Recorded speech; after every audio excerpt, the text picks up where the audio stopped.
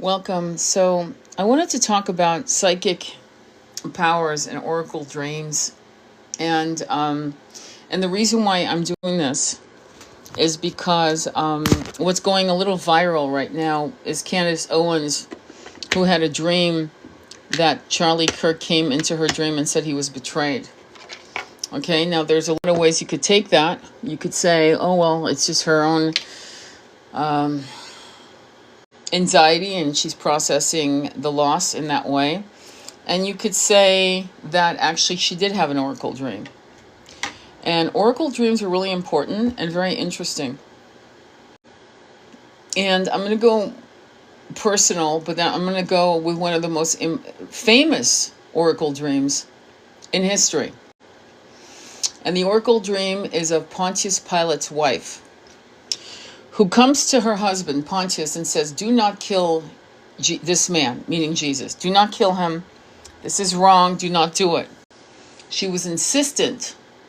Now, bear in mind, we're talking about people who wrote this in the Bible, who actually would burn people who had psychic abilities and healing abilities. Just on the side note, just never forget that, because when you connect that truth with the fact that they were hell-bent on writing the fact that Pontius Pilate's wife begged him not to do any harm on Yeshua because of a dream. And he was caught in between a situation of keeping the rabble, the Pharisees, in check, and also taking note and respect of his wife's warning. Hence that famous scene where he washes his hands of any sin, which obviously didn't, in my opinion, did not work, okay? But what I'm going to say to you is this. When people die, and I don't understand why people still think, it's weird, the 1970s mentality, this 2,000-year mentality that psychic dreams, oracle dreams are for the foolish to believe in. There's a kind of arrogance and ignorance in that philosophy that really supports 3D reality as the only viable reality. Now, if you followed me this whole year, you know I read from the book Mind Power into the 21st Century by John Kehoe, and you know that many of the inventions that we actually take for granted today, the solutions to mathematicians and engineers and scientists and so forth, came from dreams. So dreams is a way where the portals open up. In fact, there is this philosophy that many of us leave our bodies while we dream, and that we travel, and we travel in other realms. Some of us get trained. I'm not joking when I say that. Trained in what? Spirituality. Trained in augmenting our ability to come back into 3D, into the physical density of the 3D monkey mind, to overcome it. Actually, to basically hack out of those limited beliefs that 3D has been so good at enforcing, right? I think I'm going crazy. I'm having oracle dreams. I'm having visitation. So when people drop their bodies, aka when they die, they will visit you. They'll either visit you to say I'm fine, meaning they'll wave at you. They won't say anything. They'll smile at you. They'll look at their youngest version, their best selves, usually, typically, unless you won't recognize that, and then come in the way that you remember them. But this idea that Candace Owen would have a dream that Charlie Kirk was betrayed is not at all out of sorts. And I knew when she said it, I knew as soon as she said it, it would go viral and people would laugh. Now, why am I saying that? You know, and no matter what you believe of Candace Owens, like, I understand because I was there for years. I never listened to her ever. And I'm not sure why I should say this, because I feel like we in this timeline that we live in, we're constantly having to excuse ourselves for pivoting and realizing that not everyone's demonic. that people may have philosophies you don't agree with, but that doesn't mean they can't actually have some kind of goodness or integrity in their hearts, even though they voted for Cheeto-Lay and whatever, right? As a matter of fact, we need to start normalizing the fact that we can agree to disagree with civility. That should be power for the course. But going back to dreams, so the most famous dream is Pontius Pilate's wife. And in dreams, like I remember, and this is probably something that many of you who are women who can relate to this, I remember dreaming of my son while I was pregnant. I was 7 months pregnant, thereabouts, coming to me to show me his past life and his past name, which I won't share here publicly because I don't really like trolls and I'm not going to give them information they don't need to know. However, he knew multiple languages. And he showed me how he knew about 7 languages. And he was sad because he was sitting in front of a stocky American. He was very elegant. His hands were manicured.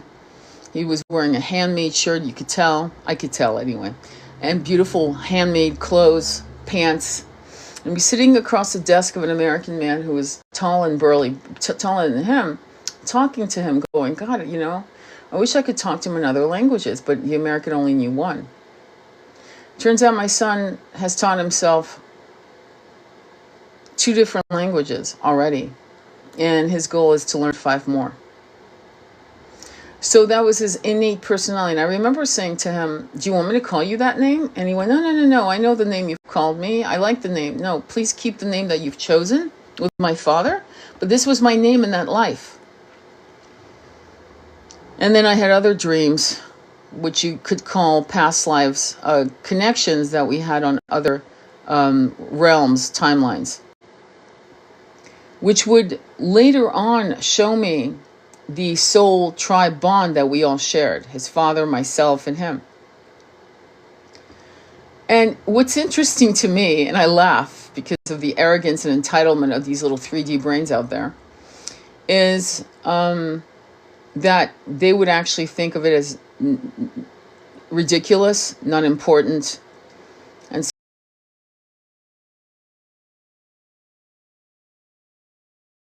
astrologists and psychics who are used to find people who have lost their lives, to find the criminals who caused the end of these people's lives. There are psychics that are worldwide known that are, you could call them forensic psychics. Yeah, it's a real thing. And I find it funny that these 3D little brains would shame anyone who wants to share an oracle dream. And therein lies the issue for me. And this is why I'm doing this live.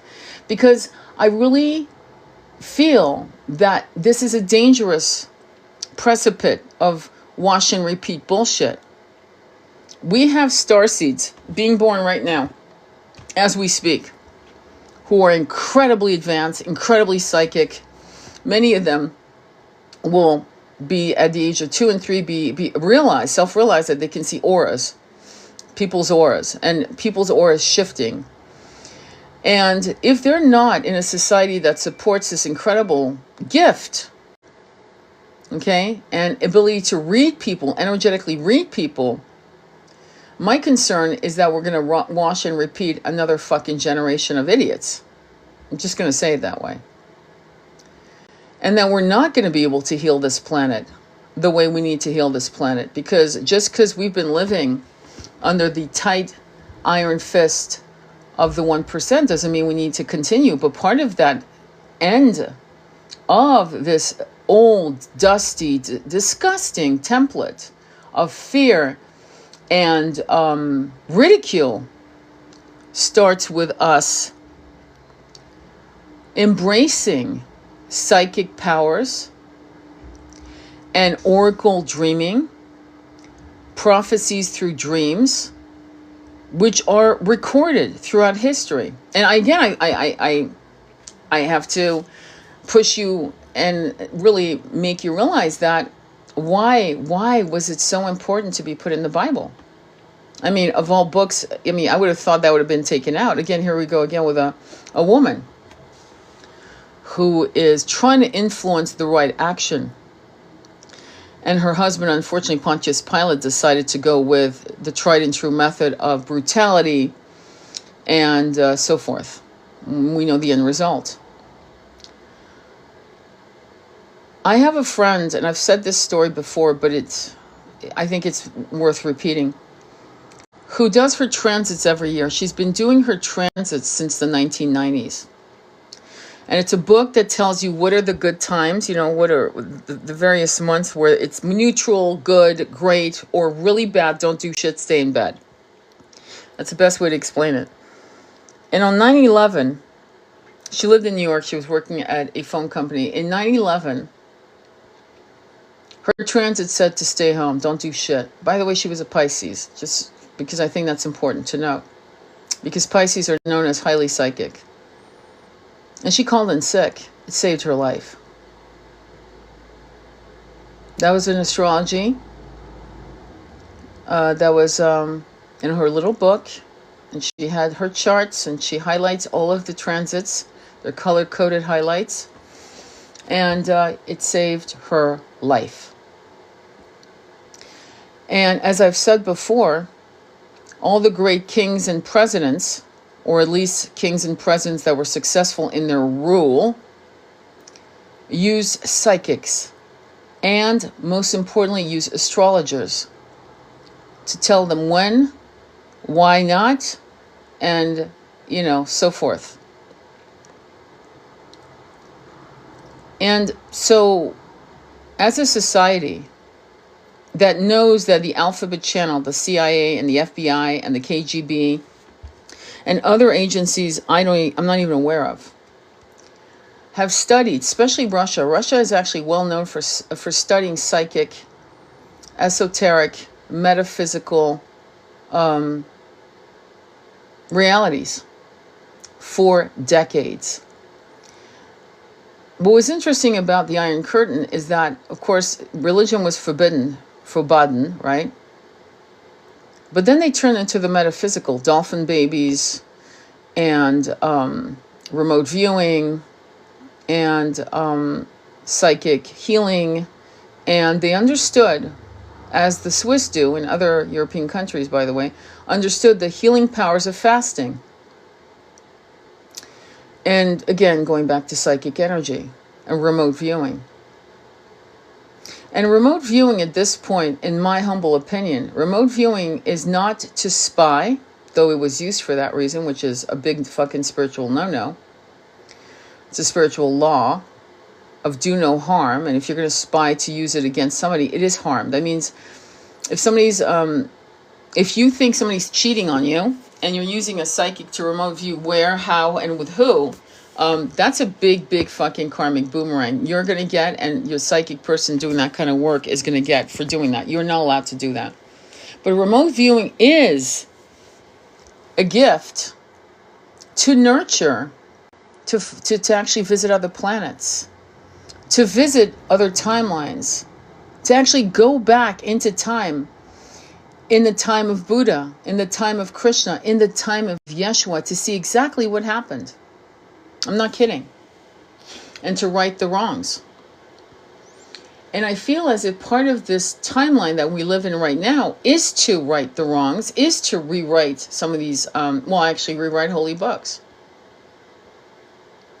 Because as long as we bastardize the feminine sex and relegate her to cattle breeding, we've lost the magic, and we've buried alive the magic of the high priestess in all her psychic gifts.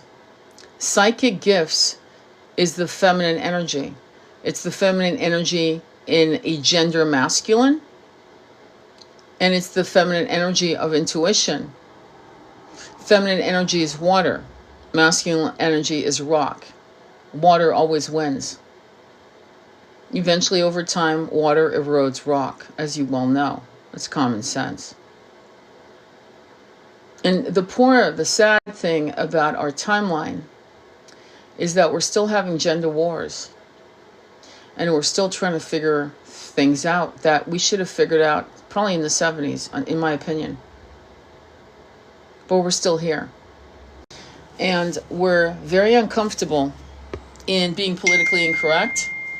And we're very uncomfortable in pushing the envelope. We're very uncomfortable with powerful women. We still shame them.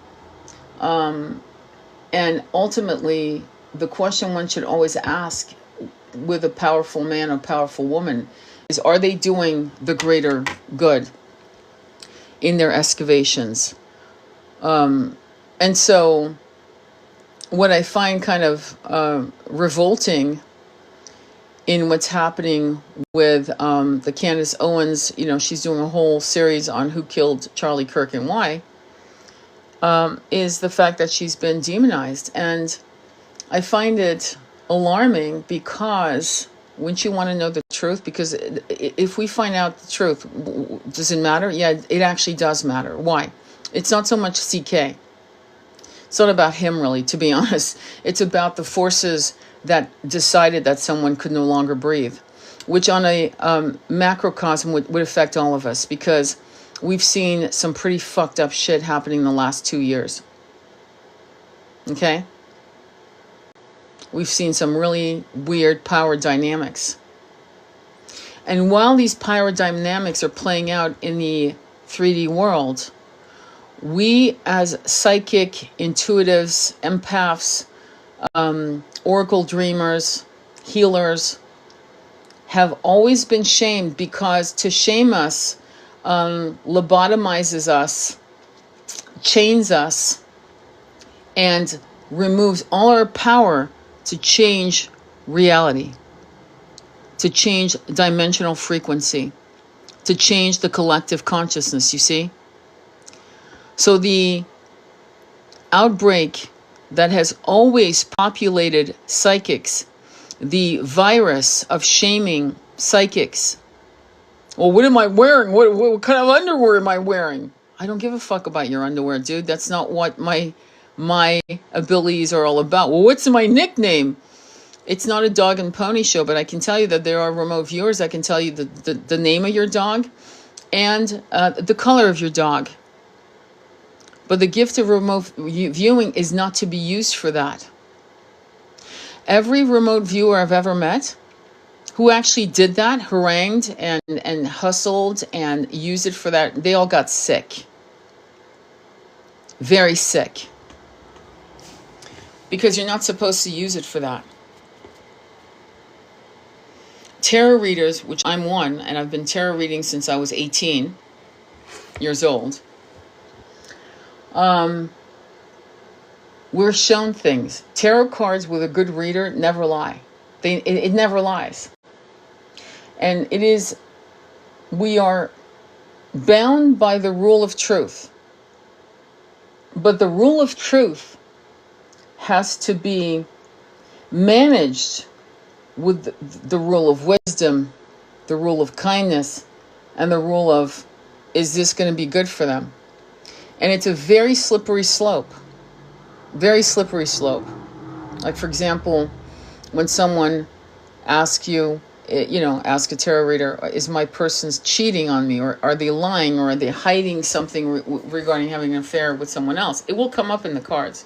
As I've said before, I've done readings where I had no idea the person was married, and I saw it. And I would ask, are you married or is your person married? Or are you both married? Because I'm seeing something here.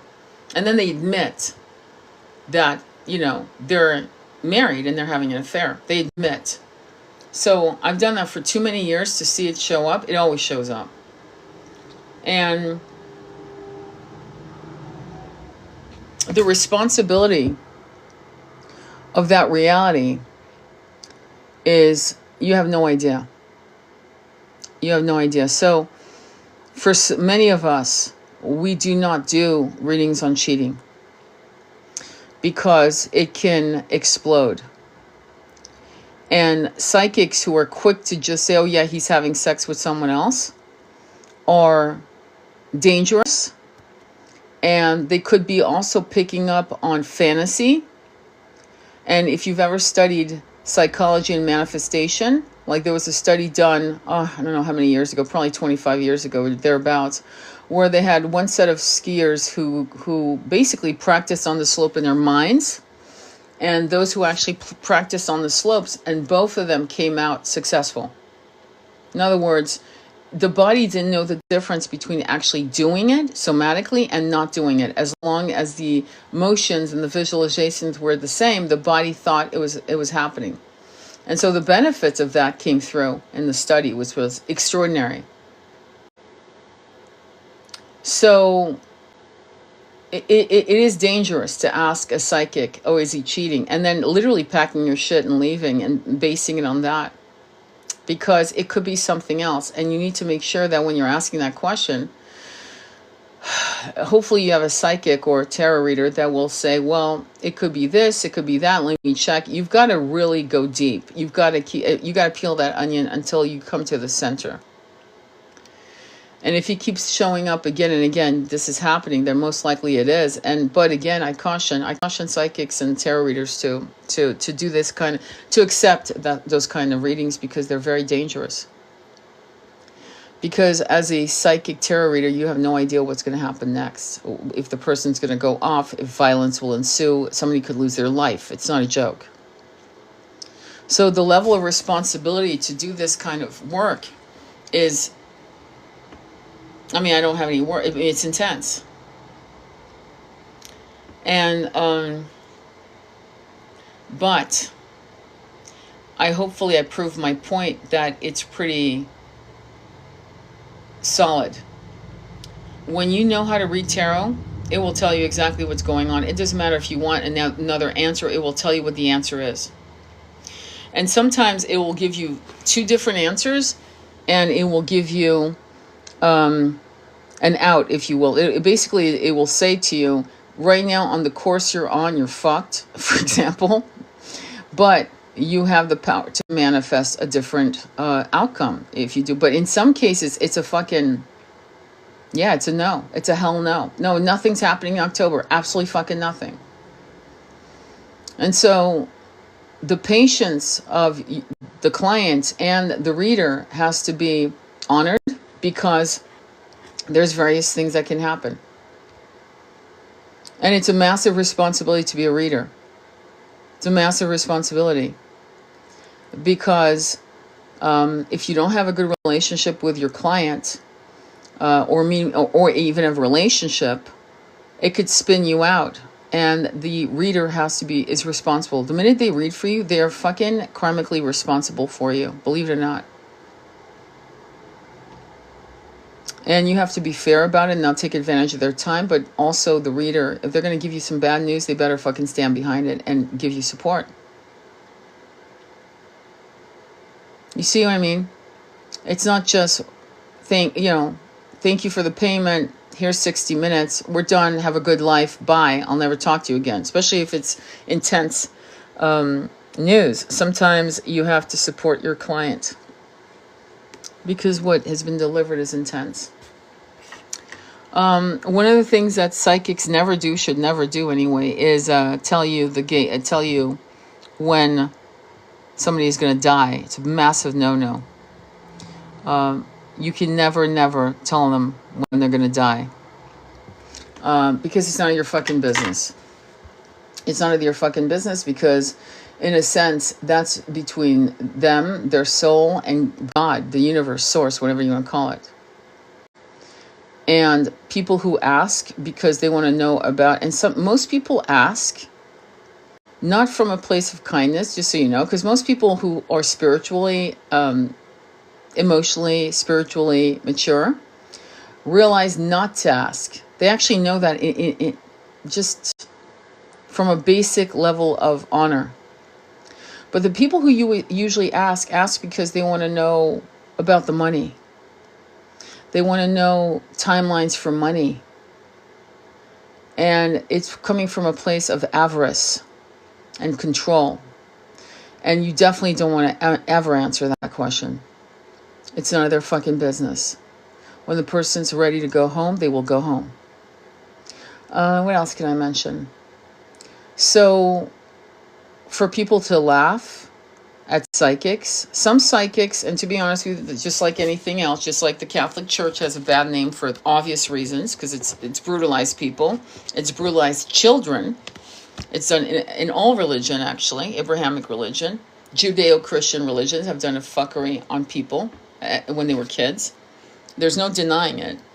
The New Age community, aka psychics and so forth, have hustled people. They're charlatans. They'll sell you, as I've said before, $100 candles, and they'll cater to your fear.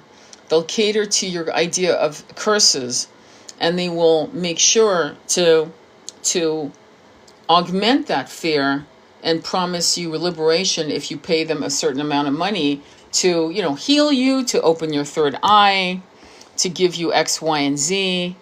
They will do whatever they will do, right? To make sure that you are, hang on, let me do this. Have I ever made you a moderator, by the way? No? Hang on, let me see. Are you a moderator, Jillian? I think you are. Okay, yeah, it looks like it. Good. Yeah, so you've got those people, unfortunately, that have given psychics around the world a bad name. But to be honest with you, like I said, I don't need to keep saying it. There are psychics who work with special alphabet channel government situations, and there's this weird idea that because you're psychic, you're wise. That's the other thing that really has me kind of in shock. You can have the gift, as people put it, and be absolutely not wise at all, not know shit about nothing. I've noticed that. Like, I'll listen to people talking about death, or I'll hear people talking about the loosh, which, David Icke first coined the loosh. At least that's the first time I heard it from him. And I like to give credit to where it's due. But this concept of the wash and repeat recycling into 3D incarnations, right? Okay. Now there's this new movement, again, I keep repeating myself, of souls being trapped. This weird thing going on of souls being trapped when you die. Which is absurd. It's absolutely absurd. I don't even know where this rumor came up, but you got to understand that there are a lot of people, unfortunately, this is why you have to double check Google, then you got to double check your books, and you got to double check your friends on certain things that are sold as fact, to make sure that you're not being, hustled. I think the most important thing at this point is to realize that we are not going to progress as a whole consciousness, right? The collective, unless the consciousness of the collective stops being cynical. And unfortunately, we're not there. I'm starting to realize that. We're not there. The majority of a consciousness of the world is based on 3D avarice and fear. Avarice and fear. Fear and avarice. Wash and repeat. It's not based on the spiritual foundation of abundance and 5D. And I'm not trying to be negative. I'm just seeing what I'm seeing.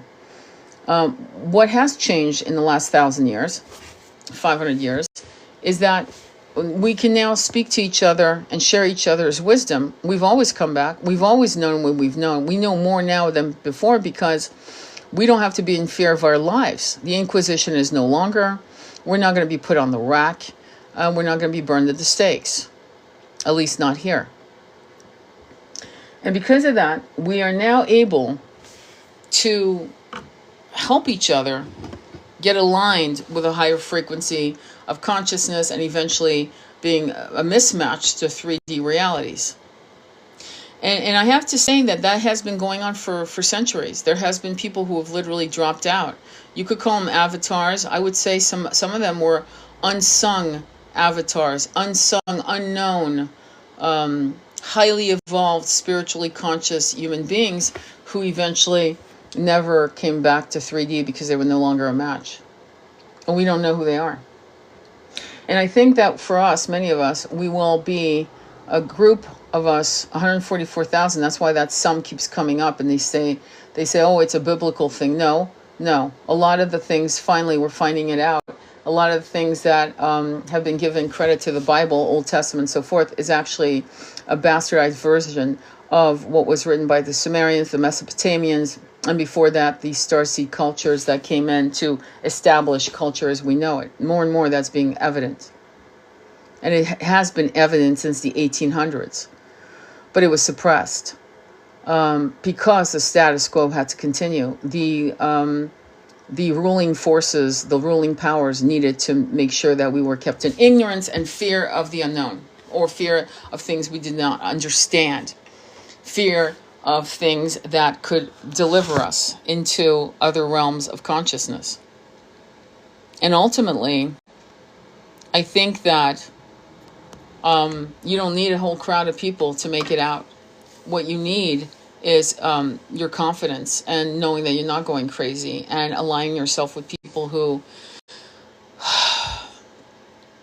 know what you know and know more than you know, but are willing to open their hearts and their consciousness, their souls, fully open to what wisdoms we have temporarily forgotten. I'm going to read a little bit from, and again, I just got these books. So again, one of them, hang on for a quick second, I'm not sure, bear with me. There's a book I just bought called Druids by Lewis Spence, Their Origin and History.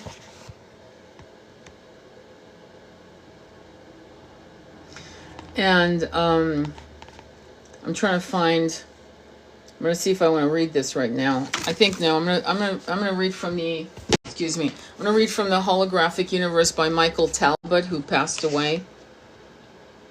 And I'm going to read, there we go. I think this is good. Consciousness is a more subtle form of matter. In addition to explaining why quantum physicists find so many examples of the interconnectedness when they plumb the depth of matter, Bohm's holographic universe explains many other puzzles. One is the effect consciousness seems to have on the subatomic world. As we have seen, Bohm rejects the idea that particles don't exist until they are observed. You've heard of that study, I'm sure. Bohm rejects the idea that particles don't exist until they are observed, but he is not in principle against trying to bring consciousness and physics together. He simply feels that most physicists go about it the wrong way by once again trying to fragment reality and saying that one separate thing, consciousness, interacts with other separate things, a subatomic particle. Because all such things are aspects of the holo movement, he feels it has no means to speak of consciousness and matter as interacting. In a sense, the observer is the observed. The observer is, by the way, that's your monkey mind. And you know this. Quite often you've done things, you've fought, you've had an argument with someone, and you've actually observed yourself having that argument. That's fully in a self-realizing stance, meaning you're self-realizing, you're actually watching yourself lose your shit, and you're witnessing yourself calmly from another sector in your brain, if you will, while you're watching yourself go unhinged. So the observer is the observed. The observer is also the measuring device, the experimental results, the laboratory, and the breeze that blows outside the laboratory. In fact, Bohm believes that consciousness is a more subtle form of matter, and the basis for any relationship between the two lies not in our own level of reality, but deep in the implicate order. Consciousness is present in various degrees of unfoldment and unfoldment in all matter, which is perhaps why plasma possess some of the traits of living things. As Bohm puts it, the ability of form to be active is the most characteristic feature of mind, and we have something that is mind-like already with the electron. Similarly, he believes that dividing the universe up into living and non-living things also has no meaning. Animate and inanimate matter are inseparable, interwoven, and life, too, is unfolding throughout the totality of the universe. Even a rock is in some way alive, says Bohm, for life and intelligence are present not only in all matter, but in energy, space, time, the fabric of the entire universe, and everything else we abstract out of the holo movement and mistakenly view as separate things. Now, you know that's true. Now, can you prove it? Well, no. Right? But you haven't walked on the beach or in a river or even up a forest hill, mountain, whatever, and picked up a rock that energetically you could not leave behind. The rock was talking. The rock is billions of years old. The rock represents something. When you held it in your hand, you felt an energy that was palatable, and you kept it. The idea that consciousness and life, and indeed all things, are assembles unfolded throughout the universe has an equally dazzling flip side. Just as every portion of a hologram contains the image of the whole, every portion of the universe enfolds the whole. So let's stop this. So what are we when we die? When the body dies, what happens? Are we not able to visit people in their dreams? Are we not able to continue dialoguing with the people that we love, that we left behind? Are we not able to give warnings? It's funny how we all saw the movie Ghost with Demi Moore and Patrick Swayze. We all thought it was a great movie, right? Whoopi Goldberg is there, a charlatan, a complete asshole, taking advantage of people until she can't, because she actually is being visited by souls on the other side of the veils. So where are we coming here? Where are we going here? We're talking about quantum physics, and the fact that the Vedic scriptures talked about this, and yet we still want to play 3D fucking games like we're playing with blocks and we're 2 years old, spiritually speaking. We don't even know how to form letters to form our name. This means that if we knew how to access it, we could find the Andromeda Galaxy in the thumbnail of our left hand. We could also find Cleopatra meeting Caesar for the first time, for in principle, the whole past and implications for the whole future are also unfolding in each small region of space and time. Every cell in our body unfolds the entire cosmos, so does every leaf, every raindrop, every dust mote, which gives new meaning to William Blake's famous poem, "To see a world in a grain of sand, and heaven in a wildflower, whole infinity in the palm of your hand, and eternity in an hour." The Akashic Library is a moving library. It's a moving record. It's a holographic. It's not actually a library. It's an energetic field that is in its infinity. You know what I mean? It's just, there is no time to it. And it has recorded everything we've done on this planet and other planets. With every thought, every word, every incarnation. It's one of the reasons why we can actually manipulate outcomes unless our soul contract precludes it. I'll give you an example. The day you die, you might actually be able to live another year. You might actually be able to live another 10 years. But at some point, your contract is done. This is why manifesting is so, actually, it's fucked up in a way, because the 3D mind is actually a saturated virus of the consciousness of the planet. But when we are able to be in the right mood, this is what nature does for us, is recalibrates us. When we're away from the fucking mob mentality, we're able to manifest magic. And what do I mean by magic? Money, freedom, a house, a new country, a new life, a beloved, your own healing, your own physical healing from the big C or other ailments.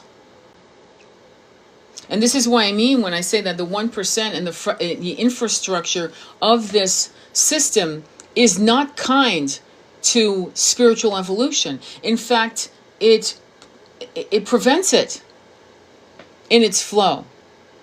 And you know what I'm talking about. I don't need to detail a laundry list. I've talked about it enough if you follow me.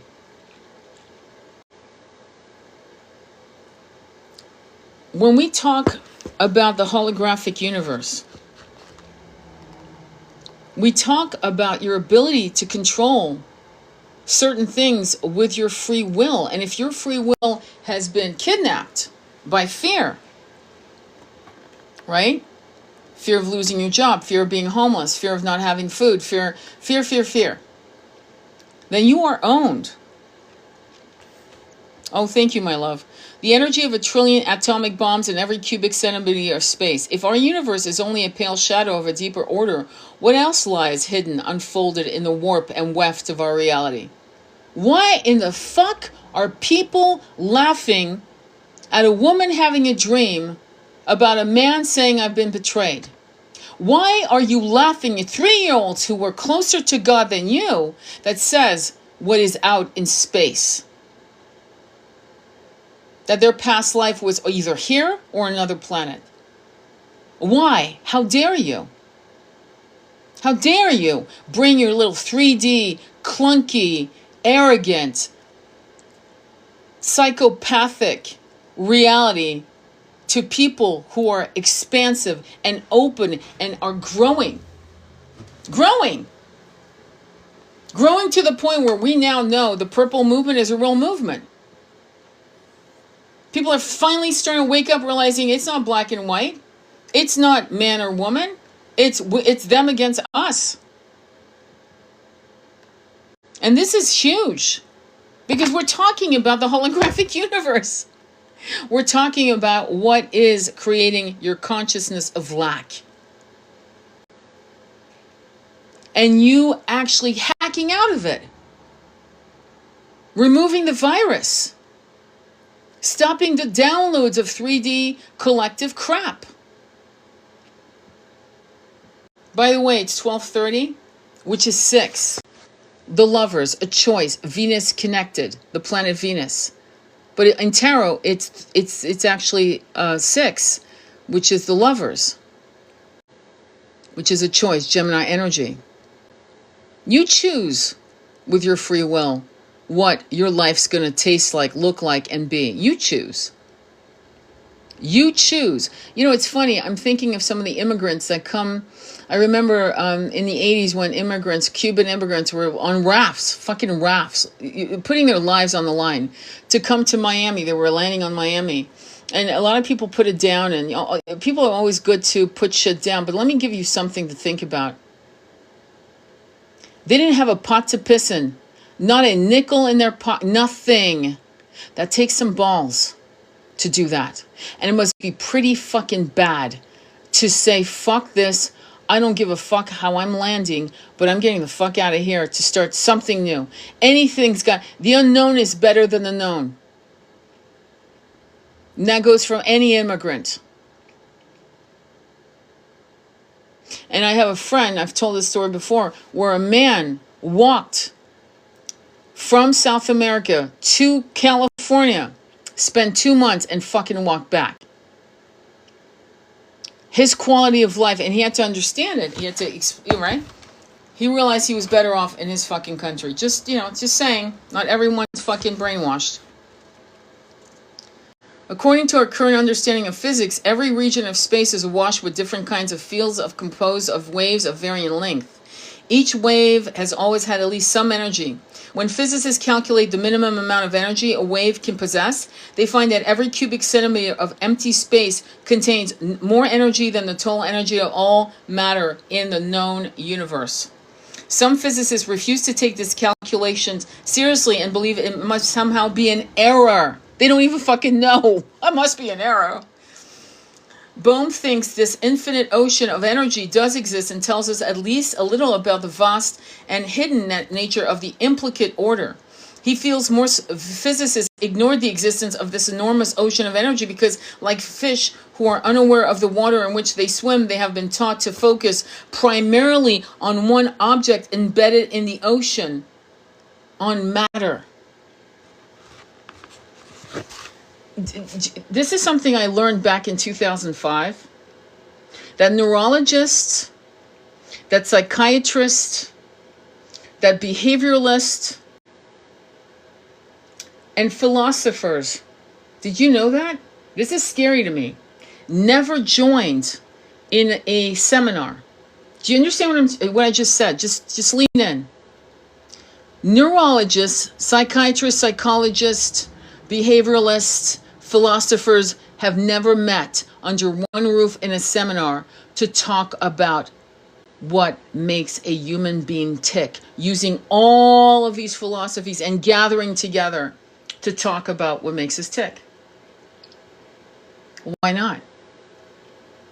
Well, because there's arrogance in their field. No, this is I'm a neurologist. I'm not going to talk to a philosopher, but what the fuck for? And yet, don't you think this would be quite amazing to actually hear a roundtable discussion with these kinds of minds who all have their own wisdoms and incredible focused knowledge on their particular field? And each, I would even throw in a sexologist. That's right, I would. To round up the discussion of what makes human beings tick. It's, to me, it's alarming. It's alarming because honestly, we're still kicking rocks here. We're still, we're still living in caves. We're like Plato's, parable of the cave. We're still in the cave, honestly. We really are. We're so up to, oh my God, we're so advanced because of our technology. No, we're still grunting.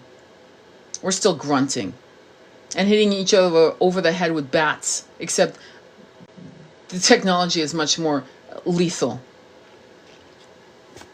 It's interesting, isn't it? Bohm's view that space is as real and rich with process as matter that moves through it reaches full maturity in his ideas about the implicate sea of energy. Matter does not exist independently from the sea, from so-called empty space. It is part of space. To explain what he means, Bohm offers the following analogy. A crystal cooled to absolute zero will allow a stream of electrons to pass through it without scattering them. We go back to water. Water has never really been, what the fuck are we doing? I'm reading this book going, what are we doing? Water was studied by Dr. Emoto, a Japanese scientist. Water. And the emotional component of water connected to our emotions. Water. And then Veda Austin came in with her book, The Language of Water. Going even deeper into the language of water. Meanwhile, AI is water. I think it's 39 million gallons of water per day to keep running ChatGPT. Think again. What are your priorities? Do you understand? They're telling me to say there are kids right now who can't even fucking read because we're using so much technology that they don't know how to write their name. They actually don't know how to fucking hold it. I'm not joking. High school and college, they can't read. Everything's been read to them. We came from, I don't know about your education, but for me, being a 5-year-old, standing in front of the class, remembering a whole fucking 1-page poem. 2 pages, actually, but only remembering the first page, just so you know. Why is this important? Well, because it teaches, it expands the brain. It starts building new synapses of memory, of being able to do a whole fucking monologue. By the time I was 14, I did 10, 20-page monologue? I forgot. About a woman who was dying of leukemia. Okay? We used to remember 20, 30 phone numbers by heart. The technology is not here to replace your innate power to recall, to read, to memorize. Do you understand? Bohm offers the following analogy. A crystal cooled to absolute zero will allow a stream of electrons to pass through it without scattering them. If the temperature is raised, various flaws in this crystal will lose their transparency, so to speak, and begin to scatter electrons. From electrons' point of view, such flaws would appear as pieces of matter floating in a sea of nothingness, but this is not really the case. The nothingness and the pieces of matter do not exist independently from one another. They are both part of the same fabric, the deeper order of the crystal. Bohm believes the same is true as our level of existence. Space is not empty, it is full, a plenum, as opposed to a vacuum, and is the ground for the existence of everything, including ourselves. The universe is not separate from this cosmic sea of energy. It is a ripple on its surface, a comparatively small patterns of excitation. In the midst of an unimaginable vast sea, the excitation pattern is relatively autonomous and gives rise to approximately recurrent, stable and separable projections into three-dimensional explicit order of manifestation, states Bohm. In other words, despite its apparent materiality and enormous size, the universe does not exist in and out of itself, but it is a stepchild of something far vaster and more ineffable. More than that, it is not even a major production in this vaster something, but is only a passive shadow, a mere hiccup in the great scheme of things. The more you know, the less you know, essentially, is what he's saying. This infinite sea of energy is not at all that is enfolded in the implicable order, because the implicable order is the foundation that has given birth to everything in our universe. At the very least, it is also contains every subatomic particle that has been or will be, every configuration of matter, energy, life, and consciousness that is possible, from quasars to the brain of Shakespeare, from the double helix to the forces that control the sizes and shapes of galaxies. And even this is not at all it may contain. Bohm concedes that there is no reason to believe the implicable order is the end of things. Do you understand? Your soul can't be captured. It cannot be destroyed. It cannot be captured, but it can transform due to its consciousness. Do you get that? So this fear-mongering shit in the New Age community that insists on scaring the shit out of you. Oh my God, now even when I'm dead, I should be scared even when I'm dead. I'm not joking. There's a movement going on of what to do when you die. Oh, don't go to the light. Oh, God forbid, you're going to go back into 3D. Well, if that's your fear, you're exactly right. You're exactly right. You have to consent. And fear is a powerful emotion. I would say in this realm of consciousness, it's more powerful than joy. I'm going to say that. You know why? Because it's fucking true. Being terrified and terrifying yourself is such a powerful emotion that it actually catapults you into the very thing you fear. That's the irony of fear. This is why the ruling class has always used fear. It's so easy. You don't need to put a yoke around a man's neck when you can just scare the shit out of him. Fear of God. You know, don't worry, the meek shall inherit the earth. Keep toiling for me, little slave. Eventually you will, you will win. Win what? Win the hamster wheel of Dharma? Are you kidding? Really? No, I refuse to be in fear. Right? There may be other undreamed of orders beyond in infant stages of further development. The soul is in its own way a shape, an energy, an electrical, field of energy, of consciousness. And it can move an electrical, field of energy, of consciousness. And it can move wherever the fuck it wants. It can go wherever it wants and do whatever it wants. Do you understand? This is why the way you die is so important. Where you're at, and I'm going to give you this story. My twin's best friend, one of his best friends, died in a motorcycle accident, but he didn't die right away. He was still alive. And he was chanting a mantra. And my twin heard that story, and he knew the mantra because it was the mantra of mantras, one of the mantras of mantras. And he kept chanting it until he died. Hit by a truck, still alive, waiting for the ambulance. He knew, that he was not going to make it, and so he chanted and chanted and chanted, putting himself in the right consciousness, in the right mode of consciousness, so that he would drop his body with the highest level of frequency.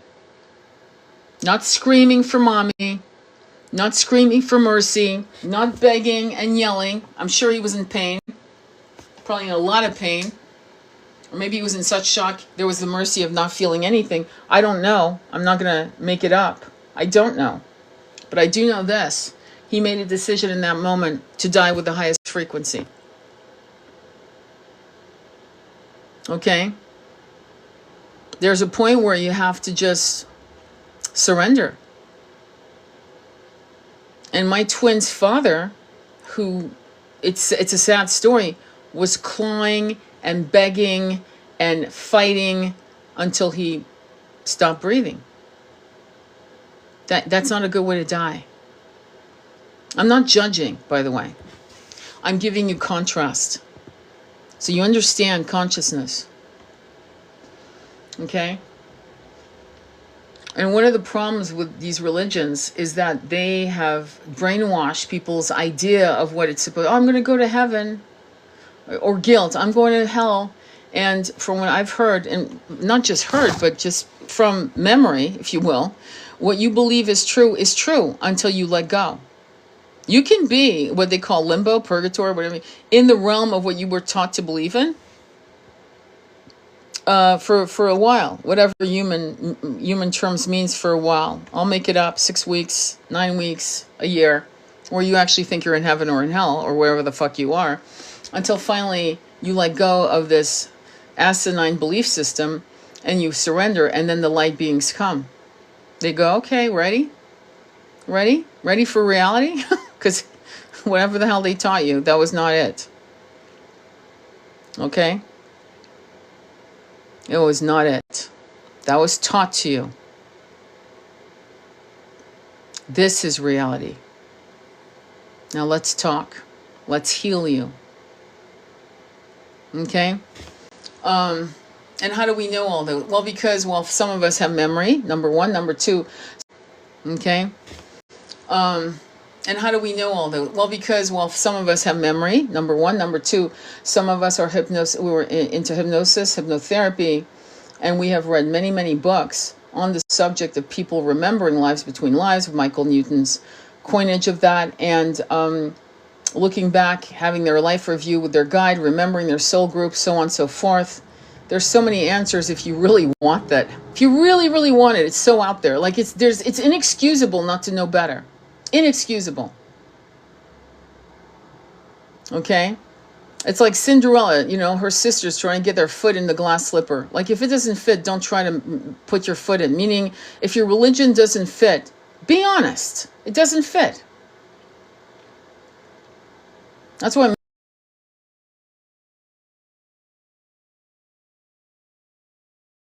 many wonderful, what's the word I want to say? Wisdoms in some of these religions. There really is. And then when you really go down the rabbit hole, I want to say wisdoms in some of these religions. There really is. And then when you really go down the rabbit hole, you realize, oh shit, okay, so this was not an original concept. This comes from another lost civilization.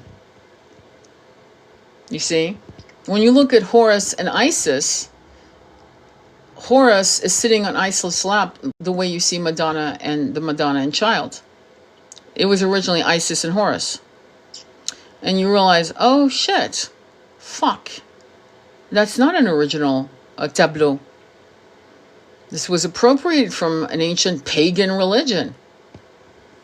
And this is concerning, in my opinion, because the massive collective psychosis of these religions is a real concern. Because then when there were people like us trying to say, no, this can't be it, we were fucking hunted down like dogs. Okay? And that is a concern. When you watch Hypatia, who was a mathematician teacher in a later part of Egypt in 400, AD,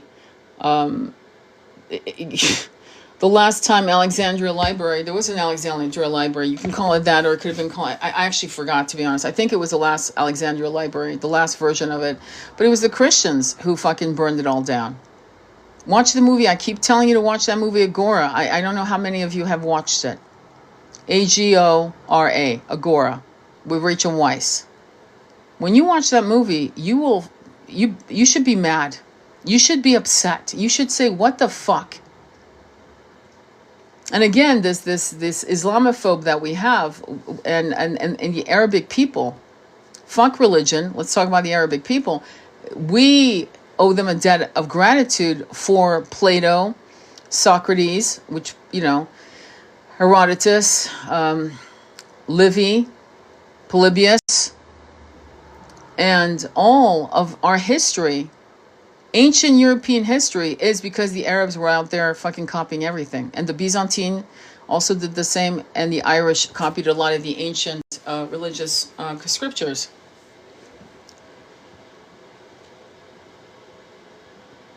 You don't hear of anyone else who's done it. Just think about what I just said here. So, why the hate? Where does it come from? It's taught. It's taught. And when a collective consciousness hates a group of people for whatever reason, it creates an egregore that becomes normalized in society's idea of what is normal, what is acceptable. Forgetting complete history. So, and this movement of whitewashing, I'm going to say it like that, began in the 19th century. 19th century historians, Egyptologists, so on and so forth. These pieces of shit laid the foundation of what we now live in philosophy, belief systems that are corrupt as fuck. But let me continue with the holographic universe. And you're going to love this. The reaction of the physics community. Most physicists are skeptical, no kidding, of Bohm's ideas. For example, Yale physicist Lee Smolin simply does not find Bohm's theory very compelling physically. Nonetheless, there is an almost universal respect for Bohm's intelligence. The opinion of Boston University physicist Abner Shimoni is a representative of this view. I'm afraid I just don't understand his theory. It's certainly a metaphor, and the question is how literally to take the metaphor. Still, he has really thought very deeply about the matter, and I think he's done a tremendous service by bringing these questions to the forefront of physics research instead of just having them sweep under the rug. He's been a courageous, daring, and imaginative man. Such skepticism notwithstanding, there's also physicists who are sympathetic to Bohm's ideas, including such big guns as Roger Penrose of Oxford, the creator of the modern theory of the black hole, Bernard d'Espagna of the University of Paris, one of world's leading authorities on the conceptual foundation of quantum theory, and Cambridge Brian Josephson, winner of the 1973 Nobel Prize in Physics. Josephson believes Bohm's implicit order may someday even lead to the inclusion of God or mind within the framework of science, an idea Josephson supports. So the concept of reality, dreams in the holographic universe, let's jump into that. Another researcher who believes Bohm's implicable order has an application in psychology is psychiatrist Montague Ullman, the founder of the Dream Laboratory at the Meinomans Medical Center in Brooklyn, New York, and a professor emeritus of clinical psychiatry at the Albert Einstein College of Medicine, also in New York. Ullman's initial interest in the holographic concept stemmed also from its suggestion that all people are interconnected in the holographic order. Did you hear that? All people. Actually, I would say all souls, which include animal souls. Yes, animals have souls. By the way, just on the side note, the Catholic Church used to think that women's souls were the same as animal souls. Just so you know. Okay? Until the 1970s, they thought women, being a woman, and her soul was different than a man's soul. It was more actually like an animal soul. Okay, that's okay. I'm just gonna. So let me repeat this line because it's important. That all people are interconnected in the holographic order. He has a good reason for his interest. Throughout the 1960s and 70s, he was responsible for many of the ESP dream experiments mentioned in the introduction. Even today, the ESP dream studies conducted at Meinomans stand as some of the most best empirical evidence that in our dreams, at least, we're able to communicate with one another in ways that cannot presently be explained. Let me go back to Candace Owens having a dream that Charlie Kirk said I was betrayed. Why am I saying that? Why do I keep saying that? Because I knew when she drives, oh fuck, she's gonna fucking be roasted. She's done. They're gonna kick the shit out of her. That's the level of disrespect we have for intuition, for psychic energy, for remote viewing. And yet I can say till I'm red in the head, I can say till I drop my body that the alphabet channels of government agencies have used psychics, trained them to remote view for spying. I could say it again and again, and still you'll have the corrupted little brain, pea brains, who think they know more than spying techniques. Remote healing, remote harming, remote viewing. To say a little bit. Okay? Which is insane to me. Insane! The arrogance. It's like, who the fuck are you, dude? Go on the CIA website and there it is. You can actually, it's open fucking record. Here it is. This is what they studied in the 1980s. This is what they talked about in the 70s. You idiot. Who the fuck are you? And I think for us who are spiritualists, who are not like me, because I have a very strong foot to ass personality. I'm Kali energy all the way. And, you know, I'll be honest. That we can't fucking be mincing around like, you know, I'm sorry, I don't want to offend the big man. Oh, God forbid. You should, it's just a philosophy. It's no, foot to ass, sit down, little boy, and shut the fuck up and learn. That's where I'm at now. Because I have kids that I will never meet that are being born in this system, this collective stupid ass system, okay, that is infringing on the brilliance of not just normal, what they call normal, neurologically developed kids, but fucking the autistic community that is nonverbal and they're fucking psychic and they can read your mind. I'm sorry, at what point did we think we should hire people only if they could talk? Where did we come up with that rule? There are nonverbal kids who could fucking rip new coding and create shit that would blow your mind in software technology, AI technology. Blow your mind. Probably finally bring us to the moon. Finally bring us there. What a concept. I mean, literally, finally. But we judge people based on society's norm, which is absolutely hysterical. Society's norm. What the fuck? You guys are idiots. You're like in caves. You're in caves grunting, and you're so happy that you have a cell phone. You think that makes you advanced. When you still can't actually literally, I don't know, you can't even read my mind, much less read someone else's, much less pick up on fucking subtle body cues, body language. There are people that can walk into a room and know what the energy is all about. They can know who's safe and who isn't. That there are people, there are children, nonverbal psychics who will actually literally say, I can't stay in this room, I gotta go. And some of you fools that are in your 3D normal world would sit there not realizing this is a dangerous place to be today. You'd sit there, you'd sit on that train instead of getting off at the next stop. You would actually say, oh, well, you know, my ticket, I paid my ticket. No, some people have an innate knowing. They get hit with a knowing saying, stay safe, go now. And much more, what's the word I want to use? Much more complex downloads. So now that telepathy tapes have out, you know, now it's on Spotify, the telepathy tapes about what many of us knew fucking 20 years ago. That these kids were extraordinary because they did not feel good in society's norm. They didn't like the clothes, they didn't like the vibe, they didn't even like the fucking food. But they knew things that we were not exploring. We still don't know what the fuck makes people tick. Okay, so let me continue. So, In a typical experiment, a paid volunteer who claimed to possess no psychic ability was asked to sleep in a room in the lab while a person in another room concentrated on a randomly selected painting and tried to get the volunteer to dream of the image it contained. Sometimes the results were inconclusive, but other times the volunteers had dreams that were clearly influenced by the paintings. For example, when a target painting was Tamoya's Animals, a picture depicting two dogs flashing their teeth and howling over a pile of bones, the test subject dreamed she was at a banquet where there was not enough meat and everyone was warily eyeing one another as they greedily ate their allotted portion. In another experiment, the target picture was Chagall's Paris from a Window, a brightly colored painting depicting a man looking out of a window and the Paris skylight.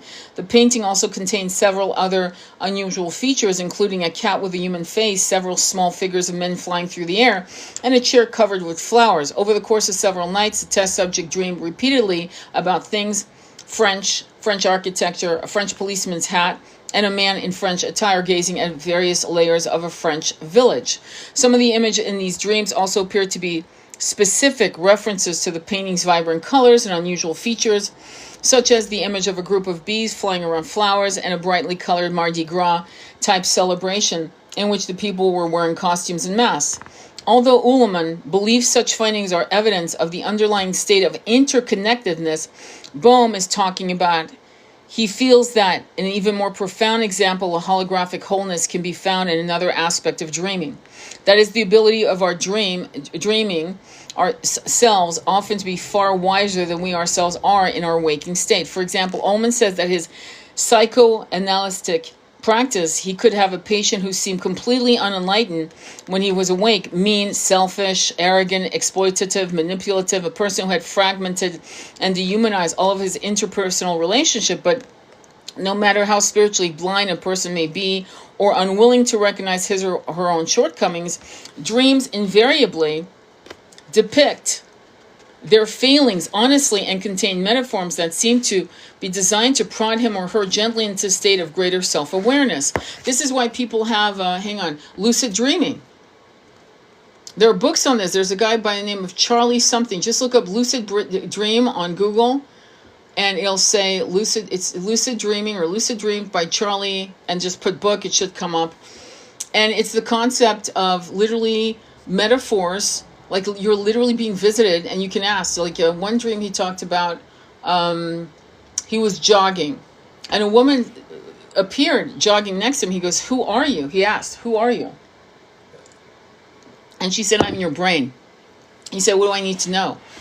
And she began to explain to him what he needed to know, what he was failing at, how he was failing himself. So lucid dreaming is when it feels real. Well, because it is real. You're in a different dimensional state of awareness. In other words, your soul has left your body and you're traveling. Okay, you're traveling into other realms and you're meeting other things, and your brain processes this information because it's what it knows. You know what I'm saying? This is why sometimes it's good to ask your brain to, you basically call your brain out and go, "Listen, brain," or I remember doing that with the Akashic. "Yeah, don't show me what you think I need to look at. Show me how you really look. Show me how you really look." Right?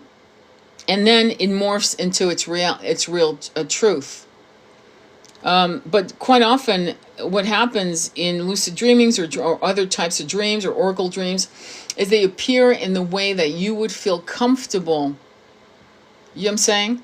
Because it still knows it's dealing with you in a human level, in a 3D human level, which is massively limiting. Moreover, such dreams were not one-time occurrences. During the course of his practice, Ullman noticed that when one of his patients failed to recognize or accept some truth about himself, that truth would surface again and again in his dreams, in different metaphorical guises and linked with different related experiences from his past, but always in an apparent attempt to offer his new opportunities to come to terms with the truth. Because a man can ignore the counsel of his dreams and still live to be 100, Ullman believed this self-monitoring process is striving for more than just the welfare of the individual. He believes that nature is concerned with the survival of the species. He also agrees with Bohm on the importance of wholeness and feels that dreams are nature's way of trying to counteract our seemingly unending compulsion to fragment the world. An individual can be disconnected from all that's cooperative, meaningful, and loving and still survive, but But nations don't have the luxury unless we learn how to overcome all the ways we fragmented the human race, nationally, religiously, economically, or whatever. We are going to continue to find ourselves in a position where we can accidentally destroy the whole picture, said Ullman. The only way we can do that is to look at how we fragment our existence as individuals. Dreams reflect our individual experience, but I think that's because there's a greater underlying need to preserve the species, to maintain species connectiveness. What is the source of the unending flow of wisdom that bubbles up in our dreams? Ullman admits that he doesn't know, but he offers a suggestion. Given that this implicate order represents, in a sense, an infinite information source, perhaps it is the origin of this greater fund of knowledge. Perhaps dreams are a bridge between the perceptual and non-manifest orders and represents a natural transformation of the implicate into the explicate. If Ullman is correct in this supposition, it stands the traditional psychoanalytic view of dreams on its ear. For instead of dream content being something that is sent into consciousness from a primitive subterranean of the personality, quite the opposite would be true. When we're stubborn, when we refuse, when we're full of shit, reality and truth comes through our dreams. I'll give you a perfect example. When my son's father died, I know this is going to shock you because who would know, right? But my son went from at 8 years old, meditating, working with crystals, this and that, to being an atheist. He became very cynical, and he's talked about it at length. The day his father died in his arms, his father came to his dreams, literally in space, sitting on a chair. My son relates to the fact that then he knew his father was there, and then his father turned on a light on his face, his father's face, to make sure he saw his face. And they began what would be a nightly 2.5-year conversation every night, every night, every night. And overnight, because of this visitation of a soul that, left 3D reality in the material world to the outer world, right? Behind the veils, higher dimensions, realizing that our son didn't want to survive this loss. This was the biggest loss of his life. That he needed to be there every night. And overnight, my son went from being an atheist, cynical, red pillar, to being a spiritualist. Overnight. Now, you could say, well, but there's no proof. Proof is in the transformation. And it wasn't fear that transformed him. It was wisdom. Do you understand? So dreams, and this is why people go to bed saying, okay, well, I like to dream to remember where the fuck I put my my grandmother's ring. I want to dream that, how do I get out of a situation? I want to dream, should I keep this job? Can you come into my dreams and give me the answer? I remember going into sleep and asking the universe, a breast cancer book I was putting together with the art. I had all the art. And I wanted, what should I put as healing poetry for a pillow book for breast cancer survivors and their lovers? Okay? For actively sexual women who had gone through a single or double mastectomy, okay? Went to bed, asked for the answer, and woke up with Songs of Solomon. I kid you not. I kid you not. And for the first time in my life, I always have had a Bible in my house, a Quran, a Bible, Buddhist scriptures, Vedic scriptures, so on. And went to the Bible, looked up Song of Solomon's, and there it was, the Song of Songs. And it became the title of the book and became the content of the book. I got the answer. So, and I could go on and on with dreams, but why? Why should I? Why should I keep bringing up examples of the expansive wisdom and loving, generous kindness, willingness to give divine guidance through dreams? Why? What? Show me here, my little 3D friend. Show me how good your life is. Oh, because you have 3 cars in a garage, I'm supposed to be impressed? Do you have a wonderful, loving, expansive relationship with your woman, your children, your family? Are you honest about your shadows? Are you on a healing journey? Do you connect to God or source, or however you want to call it, every day? And what happens when you connect? I'm sure you're not connecting, or else you'd be expansive, not closed in your little 3D logical brain. It's not possible. No, you're not possible. And you'll survive yourself in spite of yourself. That's essentially what he's saying, Ullman. He's saying, you'll survive your stupidity. And yeah, I need to call it that way. Oh, you shouldn't judge if you're a spiritual teacher. Yeah, I should judge. The problem is we've been so politically correct that it's corrupting our young children who think they're crazy, our young teenagers who think they're crazy because they have the gifts that their friends, their peers don't have. In a Judeo-Christian system that does not support this shit at all. So yeah, I'm taking the gloves off. That's right. I'm not going to be polite. I'm not going to be politically correct. I don't want to be anymore. I saw 2,000 years of my people, meaning our spiritual brothers and sisters, being hunted down like dogs. You think I'm going to be kind in the 21st century? You better think again and, kindly fuck off. Psychosis and the implicate order.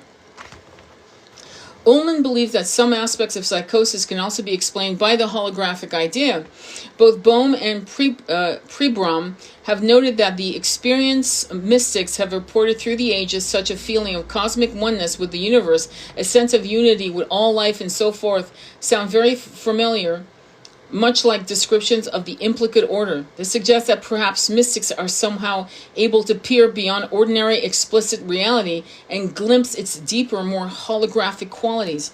Ullman believes that psychotics are also able to experience certain aspects of the holographic level of reality, but because they are unable to order their experience rationally, these glimpses are only tragic parodies of the ones reported by mystics.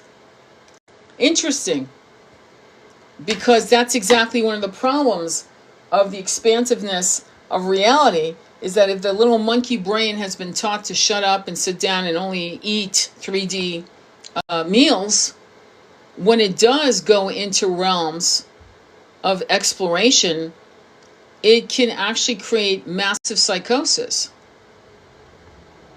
Like Donovan, I think that famous guy Donovan with his little Buddha bun, and that African-American chick who was saying publicly that he was a twin flame and he was visiting her in her dream and this, that, and the other was happening, and it became a public thing in 2023. I think it was 2023. Okay? These special occurrences isn't something you go public with. Number one, I'll just say that right off the bat, because it became a battle on the internet in the New Age community. And that was psychosis. That was. And there were people taking sides, which was insane. You don't take sides on that. And you don't try to ruin someone taking sides, which was insane. You don't take sides on that. And you don't try to ruin someone by do you know why? Because if you're really a spiritual powerhouse, no one can attack you. It'll bounce off you like a shield. Like, I'm covered in a shield of light.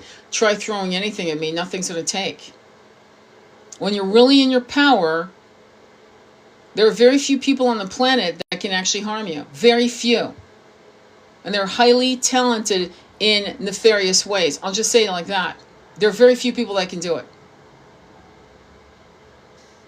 And really, if you're a small fry, why would they even bother using all this expensive energy to harm you?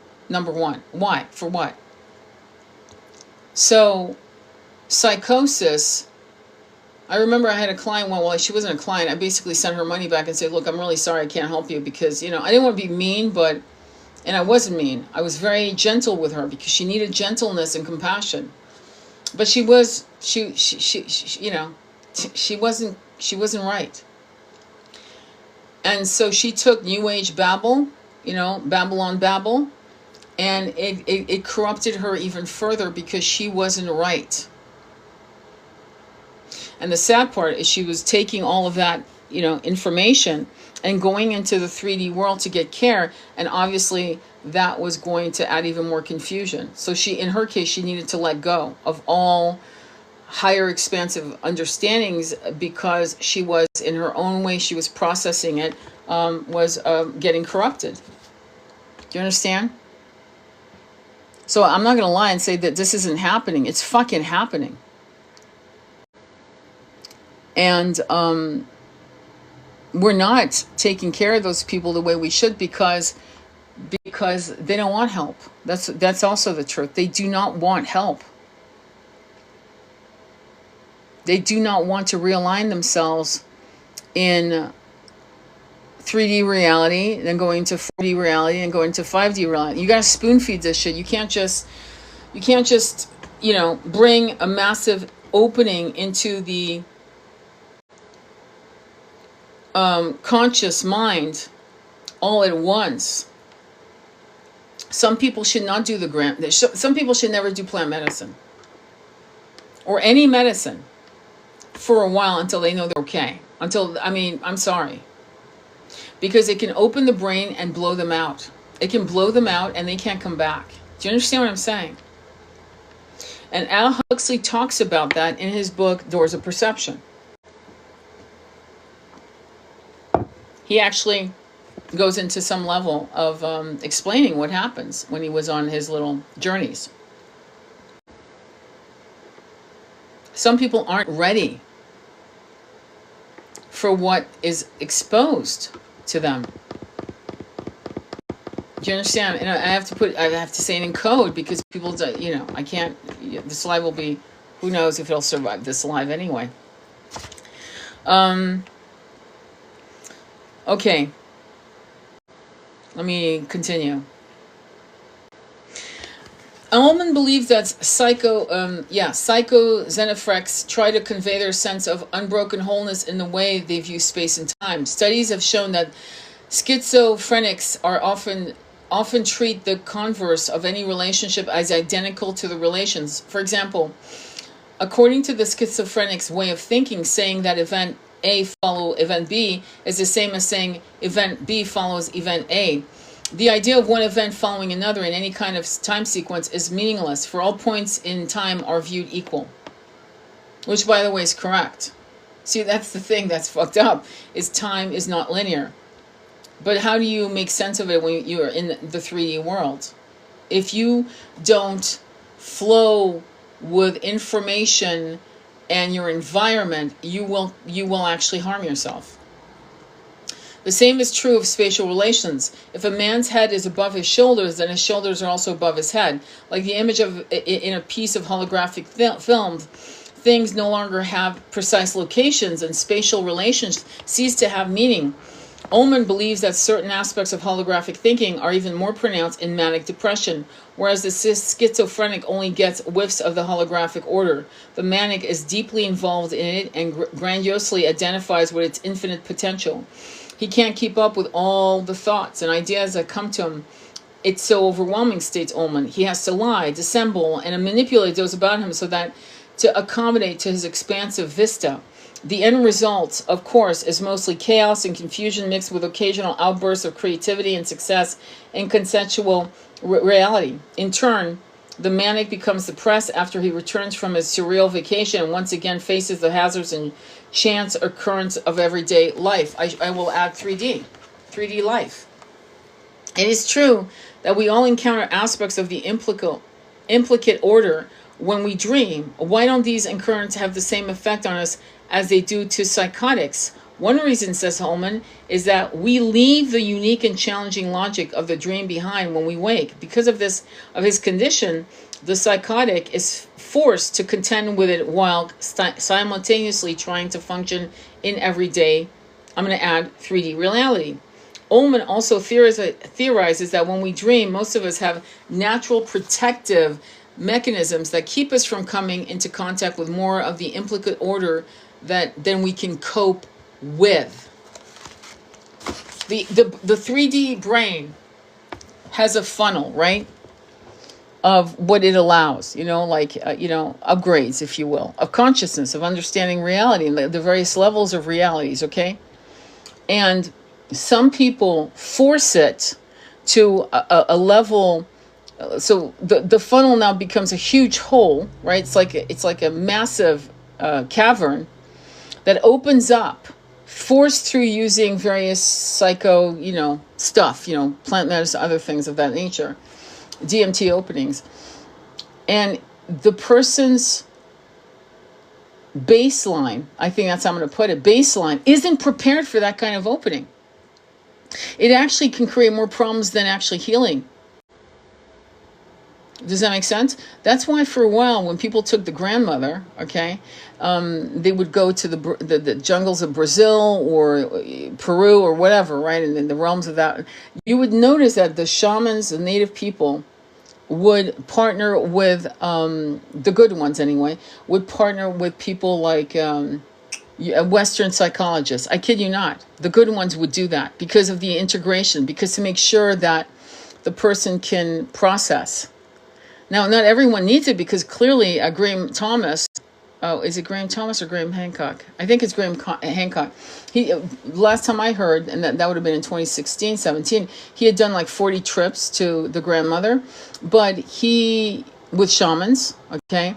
But his consciousness could process it. Not everyone can. Some people are just too genteel.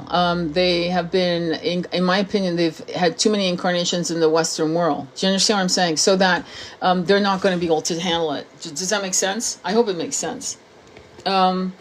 So that's the issue here with reality. Some people just can't. And I'm going to give you what I mean by that in a minute. Hang on, okay? I'm reading from the book now. It's from the book Angelic Realities, a Survival Handbook by Ashana Dian. I'm sure you've seen her. She's got white hair. When I say white, I mean like platinum blonde. And I'm just going to read to you like the ability to process. Here, I'll give you an example, because it's an important example. Some people will do an Akashic reading, and they will get what I call pedestrian past lives in the West, like in on this planet, right? And this is why I talk to people before I do an Akashic reading, because my Akashic readings, I don't just download for these people, and I don't know why that is, but that's what I tend to be guided to do from the Akashic Masters, is that I download not just the pedestrian past lives in the West, the East, whatever, right? But also starseed incarnations on other planets. Do you get me?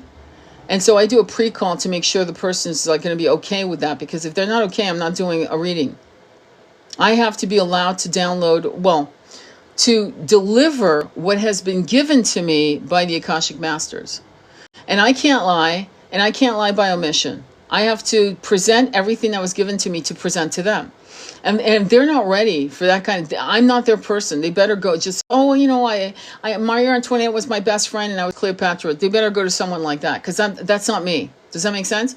So when you read Sumerian tablets, when you read other people who have written things found on old Sumerian tablets and translated it to bring us to this point, right? To awaken us, expand our unfortunate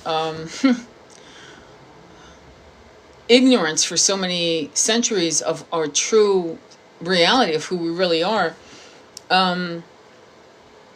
You gotta be ready, or else it's gonna blow your mind. You're gonna get mind blown, and not in a good way. Parallel Earth and time blend. In the greater structure of planetary physics, Earth represents the portion of the planetary body stationed within the frequency bands of dimensions 1 through 3 within the particle universe. Earth has its own counterpart within the anti-particle universe as well. This is called parallel Earth. Parallel Earth and parallel Earth each run on parallel time continuum cycles. During stellar activation cycles, the time cycles of Earth and parallel temporarily blend and merge to form one continuum, and dramas that manifest on parallel Earth progressively manifest on Earth. The parallel Earth time continuum runs ahead of ours. Presently, there's an 8 to 9 year difference. Our 2000 is 2008 on parallel Earth. The difference in years will progressively shorten between now and 2012, when our Amenti gates open and the time continuum will fully blend into one. In 2000 on parallel Earth, 1992 here, the Belial Sun Agenda Visitors race took over and instituted one world order. In parallel 2003, it's 1996 here, the Black Sun Races Initiative war and the Belial Suns and took over, employing their own one world agenda. The big picture: hybridization is the reason for abduction. Hybridization is the reason for abduction. We are hybridized. We are. And 3 contemporary hybridization programs: the Black Suns, not reference to skin color; the Belial Suns, the Diamond Suns. Black Suns, Zeta Dracos, human, several reptilian types, primary Nephilim, began recent 1930s. Anunnaki, human, several types, primary Nephilim, Nibiruian, began actively in 1975 to 1998. Diamond Suns, originally human, several types, primary indigo children, began slowly 1900, 5,000 here, more coming 2000 to 2012. There are a lot of indigo children, what we call indigo souls. To understand in contemporary hybridization agendas, we need to understand the history of stellar hybridization on Earth. For someone who's coming out of what we would call a very stable Judeo-Christian religion, right, or Abrahamic religion, this would be hard to take. The idea that their souls were made and that their first incarnation was not on planet Earth would be hard for them to digest. It would actually freak them out. Do you understand? And the problem with that is that some people aren't ready. Okay, and they force themselves. They force themselves by doing certain things that they should not be doing to open that portal, and then the portal closes, and they're left with the memory which reverberates. I can't talk. Like echoes. I'm just going to use that word into their psyche, and they lose their fucking mind. Does that make sense? So it's kind of alarming. You know what I mean? So, let me see here. Hang on, okay?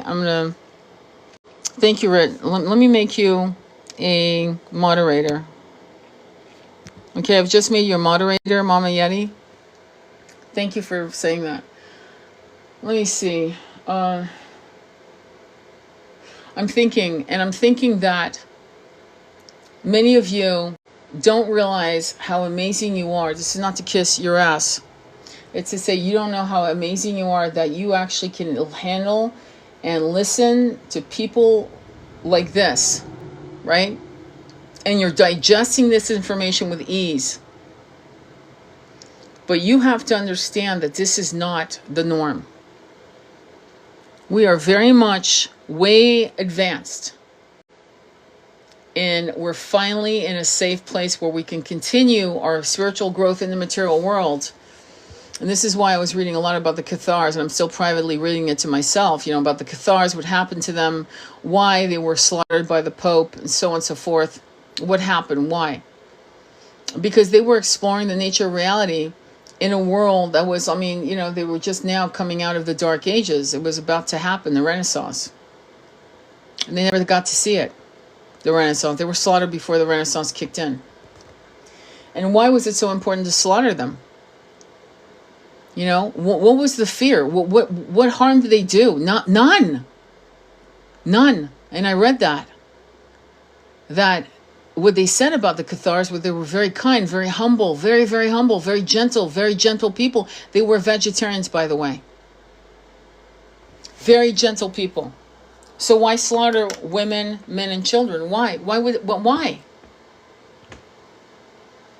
So we've never been so safe as to make this our last stand on this planet, hopefully to create something that is going to be new Earth for a lot of future generations. Maybe we will be one of those future generations. We'll incarnate in a lineage in 5D, planet Earth. I wouldn't be surprised. You know what I'm saying? But this is it. For many of you listening, this is it. This is what you decide, what you want to read, what you want to digest, and what you want to believe is real. And again, it's like anything, diagnose the problem and then be the solution. Okay, don't be head in the sand like the New Age community keeps promoting. Oh, head in the sand, kumbaya. Oh, I just want to protect my energy. I just don't want to be in a negative place. Are you a Barbie? Were you plastic? You don't have any sense of humanity? Diagnose the problem and be the solution. Because you are powerhouses. You are a universe within yourself. And it's not kissing ass at all. It's telling you what you are. You are that powerful. You are the universe within yourself. So, let me continue. Lucid dreams and parallel universe. You can't miss at all with this book. In recent years, psychologists have become increasingly interested in lucid dreams, a type of dream in which the dreamer maintains full waking consciousness and is aware that he or she is dreaming. In addition to the consciousness factor, lucid dreams are unique in several other ways. Unlike normal dreams in which the dreamer is primarily a passive participant, in a lucid dream, the dreamer is often able to control the dream in various ways, turn nightmares into pleasant experiences, change the setting of the dreams, and or summon up particular individuals or situations. Lucid dreams are also much more vivid and suffused with vitality than normal dreams. In a lucid dream, marble floors seem eerily solid and real flowers, dazzling colors and fragrant, and everything is vibrant and strangely energized. Researchers studying lucid dreams believe they may lead to new ways to stimulate personal growth, enhance self-confidence, promote mental and physical health, and facilitate creative problem solving. Oops, what in the hell? Okay. At the 1987 annual meeting of the Association for the Study of Dreams held in Washington, D.C., physicist Fred Alan Wolf delivered a talk in which he asserted that the holographic model may help explain the unusual phenomenon. Wolf, an occasional lucid dreamer, himself points out that a piece of holographic film actually generates two images. A virtual image that appears to be in the space behind the film, and a real image that comes into focus in the space in front of the film. One difference between the two is that the light waves that compose a virtual image seems to be diverging from an apparent focus of a source. As we have seen, this is an illusion, for the virtual image of a hologram has no more extension in space than does the image in a mirror. But the real image of a hologram is formed by light waves that are coming to a focus, and this is not an illusion. The real image does possess extension in space. Unfortunately, little attention is paid to this real image in the usual application of holography, because an image that comes into focus in empty air is invisible and can only be seen when dust particles pass through it or when someone blows a puff of smoke through it. Whenever possible, Groff investigated these assertions and on several occasions was able to verify them by questioning the mother and other individual involved. Psychiatrists, psychologists, and biologists who experienced pre-birth memories during their training for the program. All the therapists who participated in the study also had to undergo several sessions of LS, and you get the last psychotherapy, express similar astonishment at the apparent authenticity of the experiences. Most disconcerting of all were those experiences in which the patient's consciousness appeared to expand beyond the usual boundaries of the ego and explore what it was like to be other living things and even objects. For example, Groff had one female patient who suddenly became convinced she had assumed the identity of a female prehistoric reptile. She not only gave a richly detailed description of what it felt like to be encapsulated in such a form, but noted that the portion of the male of the species inanimate she found most sexually arousing was a patch of colored scales on the side of its head. Although the woman had no prior knowledge of such things, a conversation Groff had with a zoologist later confirmed that in certain species of reptiles, colored areas on the head do indeed play an important role as triggers of sexual desire. Patients were also able to tap into the consciousness of their relatives and ancestors. One woman experienced what it was like to be her mother at the age of 3. and accurately described a frightening event that had befallen her mother at the time. When I do hypnotherapy, okay, when I do hypnosis, one of the things for the induction is to go into the womb of your mother. And the questions are here to elicit memory of what it was like when you were waiting to be born. Did you want to back away? Did you want to just say, oh, fuck this, I don't want to be incarnated in this family? How was your mother feeling? What was going on? Did you hear your father's voice? What was going on with your father? How did they feel? And over the years of doing this, I had patients literally go back to their mother going, I had this session with this person, and this is what came up. Is that what happened? And the mother would 9 times out of 10 confirm, yeah, that's exactly what happened. How would you know? That's crazy. So opening those unconscious portals, right? The woman also gave a precise description of the house her mother had lived in, as well as the white pinafore she had been wearing. All details her mother later confirmed and admitted she had never talked about before. Other patients gave equally accurate description of events that had befallen ancestors who had lived decades, even centuries before. That's remote viewing through dreaming. The holographic universe of memories. I don't know if you guys have ever experienced this, but for me, Paris and Versailles, I was there when I was 19 years old, and I never spoke of it until later as I got more, confident. Okay, because again, it's in the 80s. So I remember walking in the streets of Paris. I would walk until midnight. That's the one you could still do that shit safely without being fucking accosted. But anyway, I was walking, and I would actually see, and I knew it was what I would call ghosts. And I wouldn't say ghosts, it was more like imprints of past people had lived there. And I saw a lot of people walking that were dressed in 16th to 17th century garb. When I went to Versailles, it would have been around this time of month, come to think of it. It was October, November. Yeah, I was. Just remembered. Anyway, we're walking through Versailles with my friend, and I am seeing what I'm going to now call holographic images of the people who had lived there around the 17th century, 16th, 17th century, I would think 17th century. And later on, way like 20 years later, I remember bringing that up to a couple of people who had lived in Paris, Americans, what have you, who were spiritually more in that realm. And they all fucking said, yeah, I actually saw that. I actually saw that. So there's some areas where the potency of this energy is so strong for whatever reason. It could have been the emotion, the state of consciousness of this people during that time. You know what I'm saying? But other people have said the same thing, in particular about Paris and Versailles. And the only other thing I have seen in terms of energetically was in the Arroyos in South Pasadena, California, where I kept seeing Native Americans walking. I kept seeing the holographic images of what... So you could laugh at me all you want. I actually don't give a fuck, because I know what I know. I know what I know. And for almost, I'd say 20 years, I have been brought to places that had, in the Americas, that had very strong Native American presence. And I have been brought to them time and time again as almost like a soul retrieval type of thing. That's why I'm a huge believer in that certain environments have to be visited for a spiritual healing of, it could be trauma, dying on a battlefield in Scotland, and so forth. I mean, I have a story where me and the father of my son, we had a calendar of various places in the world, beautiful, like bucolic scenes of nature, right?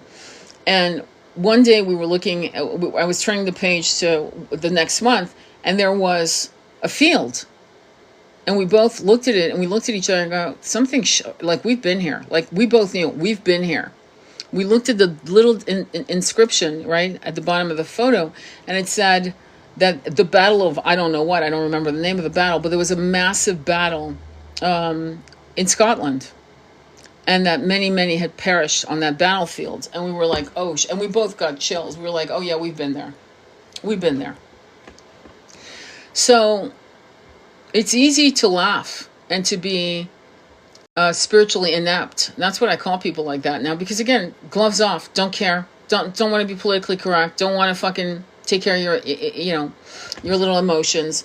If you're still 3D, if you're still living the 3D life, you have free will, do what you want, but don't pour your bullshit on people like us. Keep your comments to yourself. Keep your shit to yourself.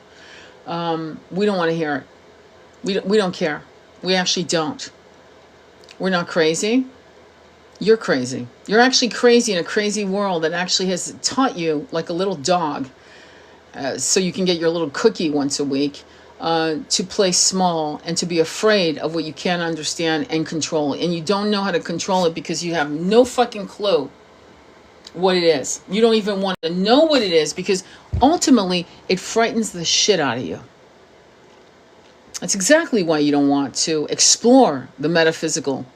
When whole countries, whole entire governments have studied it, you would think that people in the 3D world will come to Jesus, if you will, for a moment and go, wait, hang on. Governments have studied this and have used it to their own ends? Really? Maybe I should shut my ass and fucking learn, read books.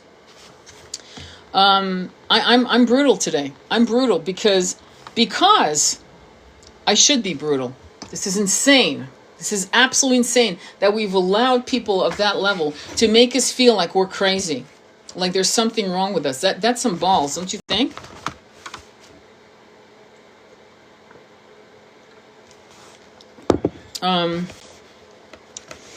Harnessing the powers of the holographic brain. By the way, the pages, I was taking a drink of my celery juice, and here we go. And the page just turned to here, 117, which is 9, by the way.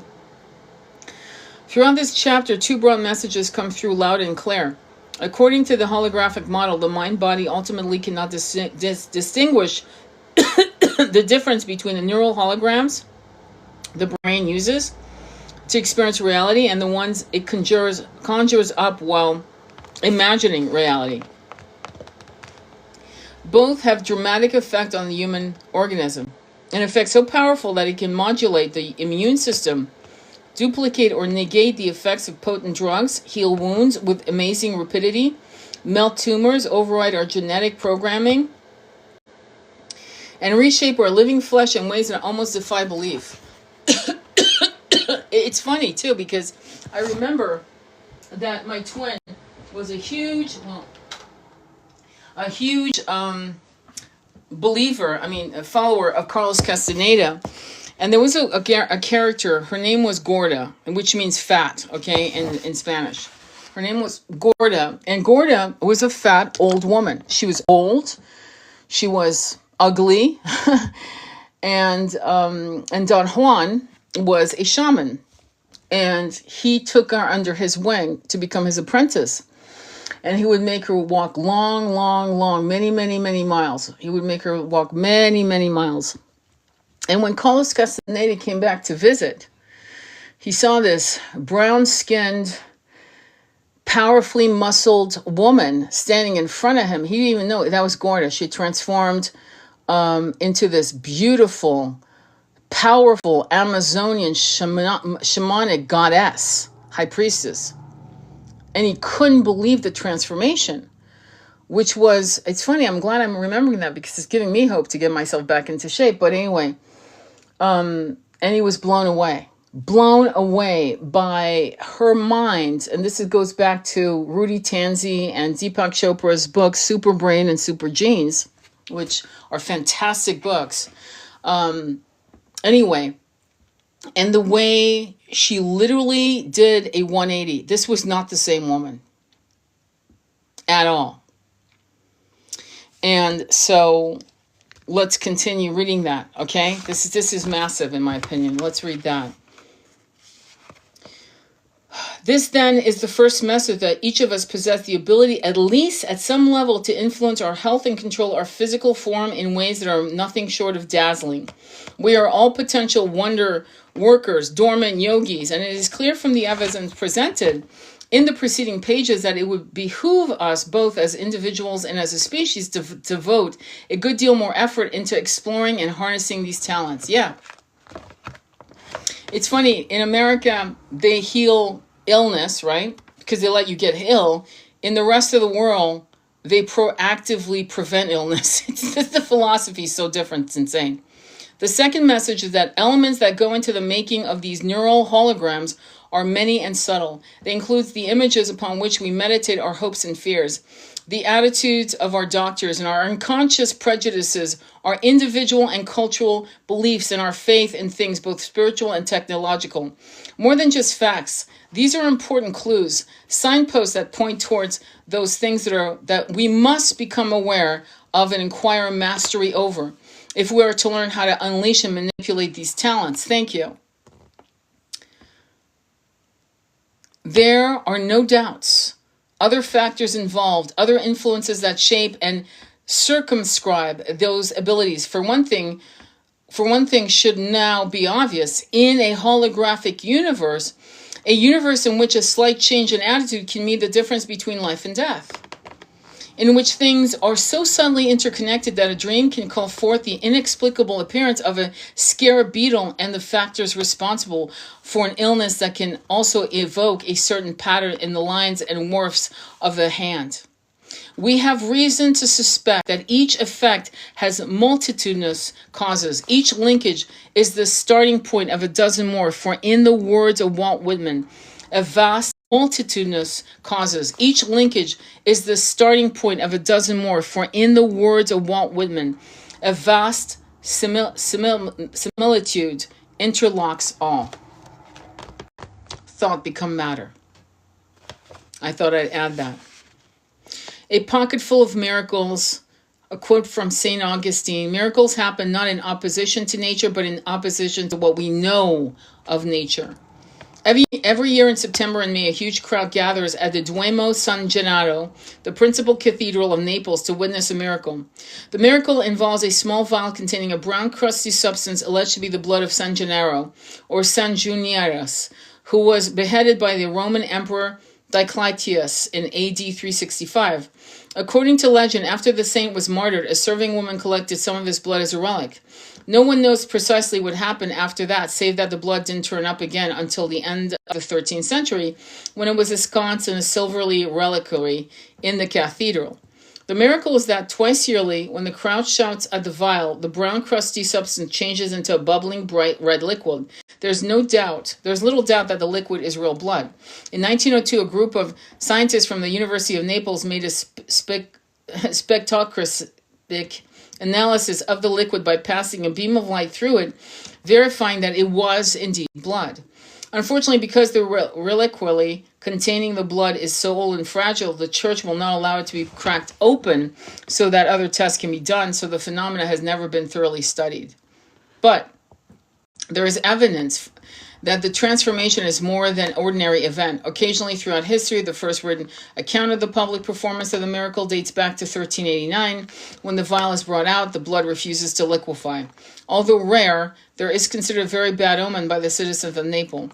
In the past, the failure of the miracle has directly preceded the eruption of Vesuvius and the Napoleonic invasion of Naples. More recently, in 1976 and 78, it presaged the worst earthquake in Italian history, the election of the communist city government in Naples, respectively. It is the liquefaction of St. Gennaro's blood a miracle? It appears to be, at least in the sense that it seems impossible to explain by known scientific laws.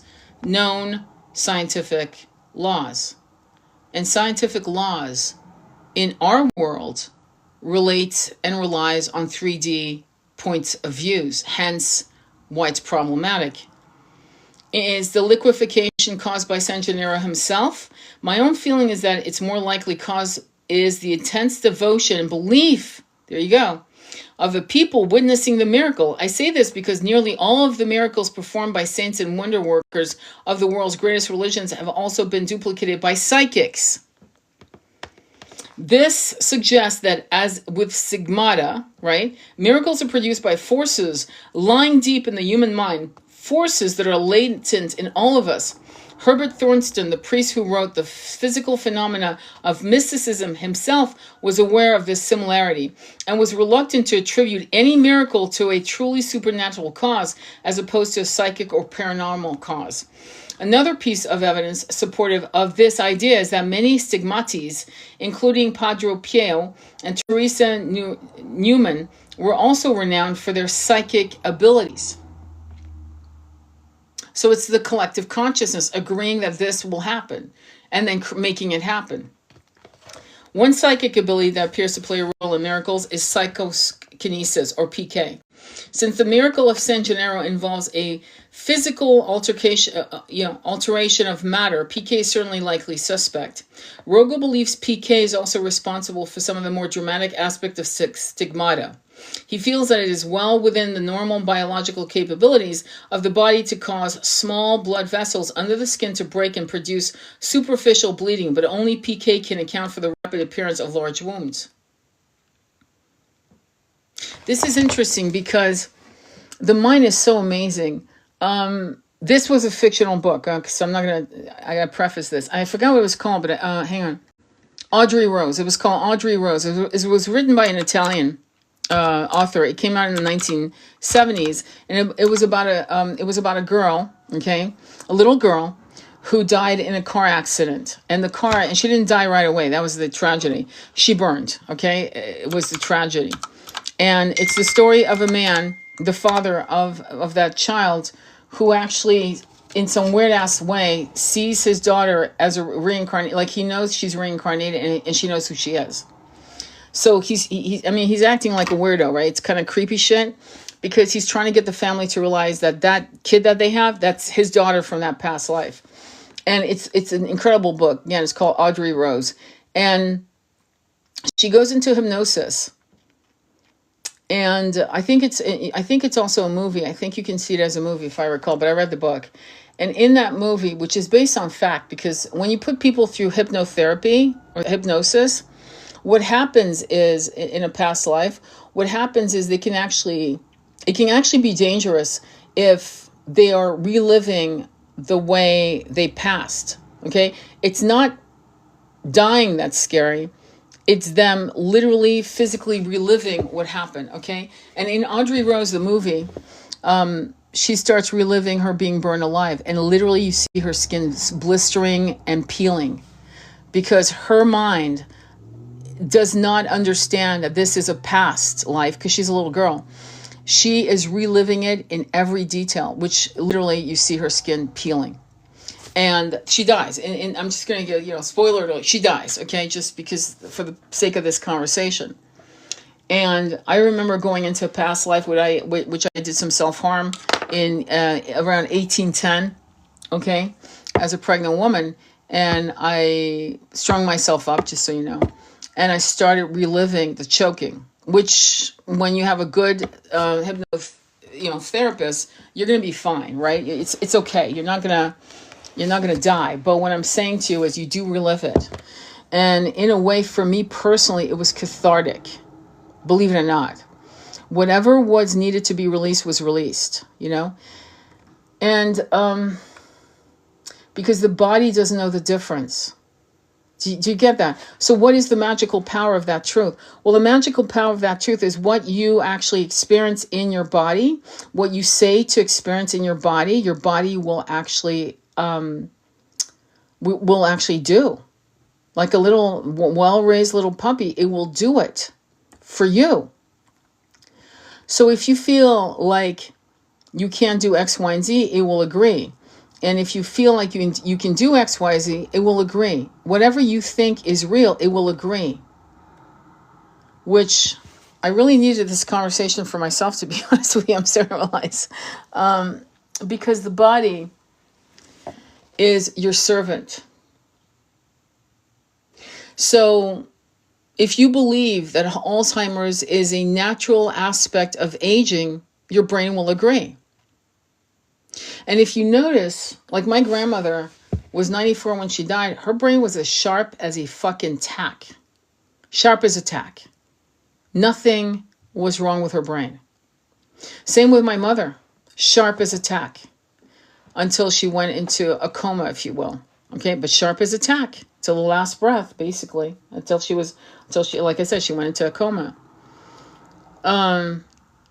So it's a belief system. If you believe that your environment is going to make you sick, it's going to make you sick. And this is what's so interesting about talking to your water so that it becomes a healing energy, or you talk to your food, or what you do is you create what they call prasadam. And that prasadam is when you meditate, chant food, or what you do is you create what they call prasadam. And that prasadam is when you meditate, chant over the food.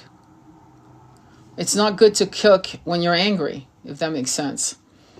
Because you put that energy into the food. And prasadam is a way of you creating pure, holy, high vibrational food. That makes sense.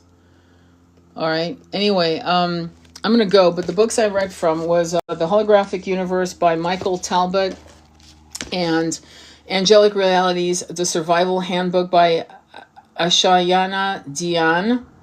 And those two books. And hopefully you enjoyed yourself. And I hopefully will start doing some tarot readings soon. All right. I will have this uploaded on YouTube if you missed any part of it. It's kind of important that you listen to the entire thing, because I think it's going to give you a sense of purpose, and it's going to give you license to be a psychic, but also to sidestep any psychosis. Like, don't be afraid, but like, be real, be real about how much you can digest all at once. Let's put it that way. Okay. All right. Sending you much love on your journey. Thank you. Namaste. Be well.